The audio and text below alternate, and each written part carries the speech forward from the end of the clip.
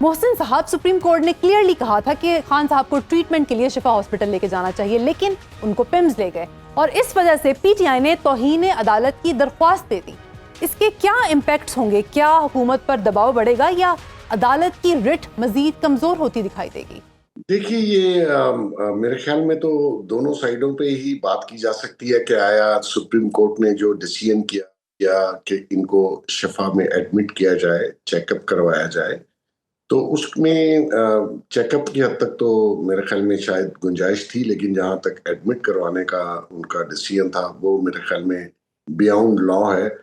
Law में ये गुंजाइश नहीं है कि किसी प्रिजनर को प्राइवेट हॉस्पिटल में एडमिट करवाया जाए।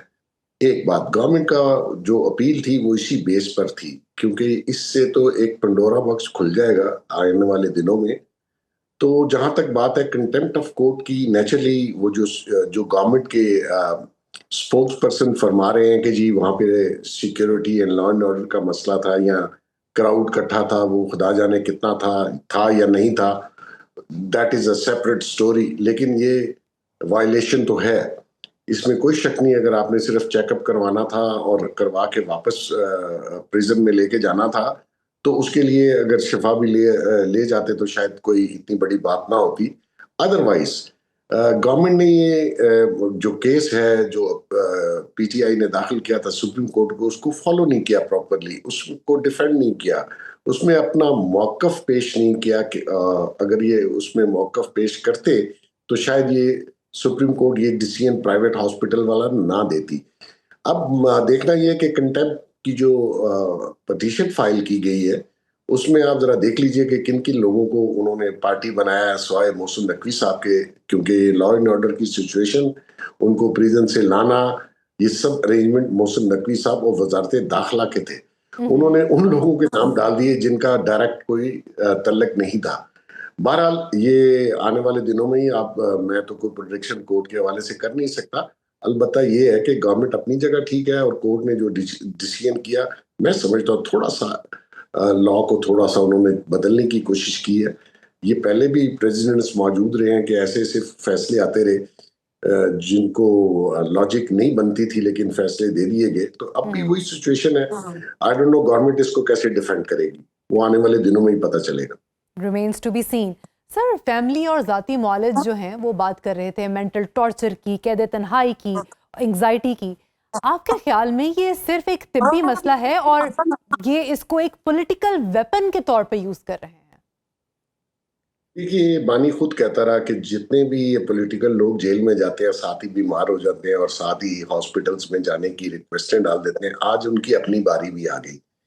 तो वो पहले कहते थे कि ये अपनी बीमारियों को बहाना बना लेते हैं, आज वो भी सारी पॉलिटिक्स जो पीटीआई कर रही है वो उनकी सेहत और उनकी इलाज मुआवजे के ऊपर ही कर रही है, जो कि मैं समझता हूँ हो सकता है वो ठीक भी हो, लेकिन अपनी बयानात को भी आप जहन में रखने और अपना जो पीटीआई का और बानी का जो तर्ज हुक्मरानी था या अमल था वो भी उनके सामने होना चाहिए। जहां तक बात है एग्जाइटी और ये जो मेंटल प्रेशर, नेचुरली वो मैरियट में तो नहीं रह रहे, जेल में तो ये सब चीजें होती हैं। उनकी इंटरटेनमेंट के लिए जो सामान वो चाहते हैं वो जेल में तो मुहैया नहीं हो सकता, अलबत्ता शायद हॉस्पिटल में हो जाता।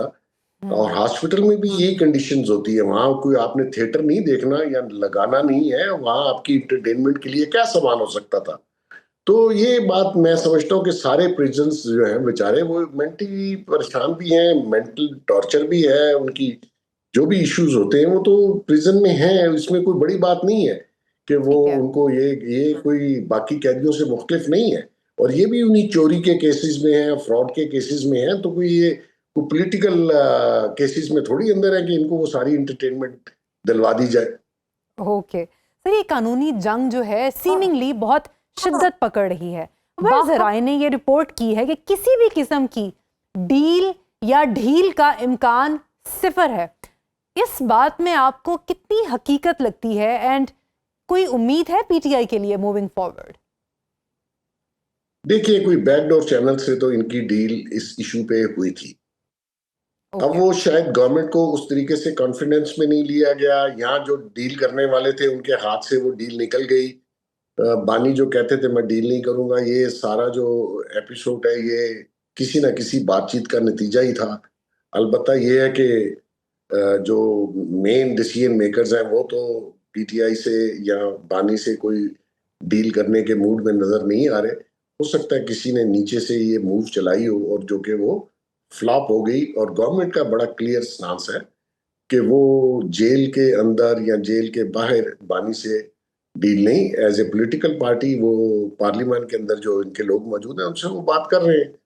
अब आई डोंट नो कि ये तो सारा दारोमदार यही है कि जी बानी को जेल से निकाला जाए, तो जेल से तो ऐसे नहीं निकलता बंदा अनटिल के कोर्ट के कुछ डिसीजन आ जाए, उनकी सजाओं में माफी मिल जाए, उनके केस कोर्टों से खत्म हो जाए, तो I think it will take time. Sir वैसे तो है तो ये कयास आराई ही, लेकिन अगर some sort of the deal was there तो फिर ये डील सैबोटाज कैसे हो गई?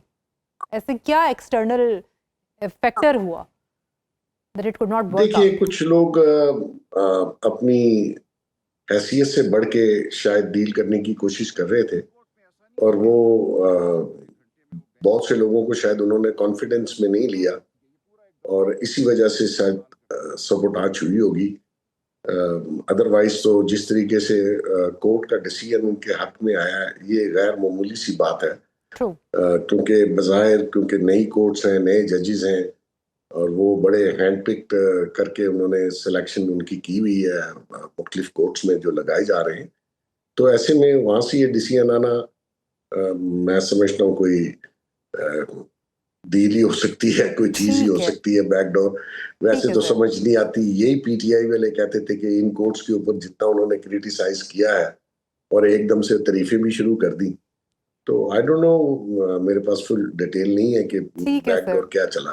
सर वो तो फिर फैसला हक में आ गया तो फिर तारीफ ही होगी ना। सर मैं आपकी तवज्जो बिलावल भुट्टो जरदारी के एक इशारे की तरफ दूंगी और वो ये कह रहे हैं कि हुकूमत के अंदर सब कुछ ठीक नहीं है। इस टाइम हुकूमती इत्तेहाद के अंदर आपके ख्याल में क्या कोई टग ऑफ वॉर चल रहा है? एंड इफ यस, सबसे ज्यादा फायदा किसे होगा इस टग ऑफ वॉर से? देखिए हुकूमतों में टग ऑफ वॉर चलता रहता है।